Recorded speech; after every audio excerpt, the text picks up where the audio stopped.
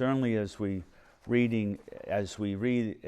in this first reading today from the prophet Daniel, as we come to today's gospel, we see clearly that history repeats itself. So in the first reading, we have these two elders who see Susanna, this beautiful looking girl, inside this private courtyard, and they go inside there and they assault her. And then they decide that they're going to blame her for all of this, and they're going to have her stoned to death. Daniel comes along, and Daniel's a righteous man. He's a prophet, so of course he wouldn't be a righteous man.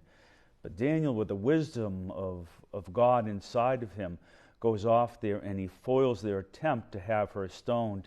And they, the elders of the church, they are the ones who are stoned to death. It's funny because when you listen to that reading, you hear some emotions they have. You hear the emotions first they have is lust. Well, God doesn't have lust, okay? But how is it we handle that is another different response. Well, the way they handled it was to give in to that lust and to go off and to assault her. But it says in doing that action, what did they do? And this is the key here. They suppressed their conscience. Now, I get a kick out of that because I think it's, when we read God's inspired word, it speaks to us. They suppress their conscience. Now, there are times in which I do something I know God doesn't want me to do, and you know what I'm doing? I suppress my conscience. I know God says, I don't want you to do that, and I decide, well, you know what? I'm going to put my foot on the gas pedal, and I'm going to go 80 miles an hour so I get to this Mass on time. I know God doesn't want me to do it. Here's a clue, folks. I got in about a minute before I was supposed to be here. But I suppressed my conscience. And that's kind of worthy of us thinking inside of us, how we not continually, but how we can suppress our conscience and how we can deprive ourselves of grace. So when we come in today's gospel here in John, what do we hear? The Pharisees. I mean, I find the Pharisees mind-boggling. I mean, Jesus, they keep on going after him. They try to trick him. They try to get him, with some particular situation, some question, trip him up with healing of people on the Sabbath. And you know what? Does he go off there and throw stones at them or send lightning upon them? I would have, all right? They don't. Jesus doesn't. Because why? He's God. And God has great love for us. And God is always trying to bring us back.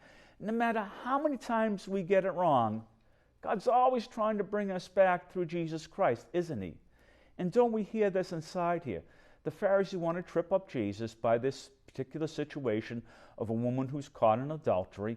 And what does he do? He goes off there, and rather than answer the question, he says, well, who the first one is, the one without sin can be the first one to stone her.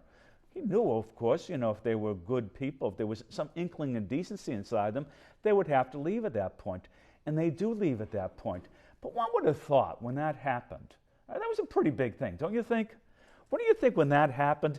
They would have sat back and they would have said, whoa. This guy's right. Every time we try to foil him, we can't. And every time he foils us back, he's speaking truth to us. Wait a second. He could be the Messiah. But their hearts get hardened. And they get hardened by self-interest. And we suppress our conscience. How do we do it? Because of self-interest. That's not what God wants for us. And it deprives us of the very grace to find happiness inside our lives. So let's work a little bit more and be more acutely aware of those times when we find ourselves lusting or something similar to that, in which there seems to be that invitation to sin. And what we want to be aware of is that moment when we're suppressing that thought, when we're suppressing and we want to continue that thought, continue that sinfulness. Let's ask God for the grace not to suppress it, but to live in the freedom from sin, which is his grace in our life.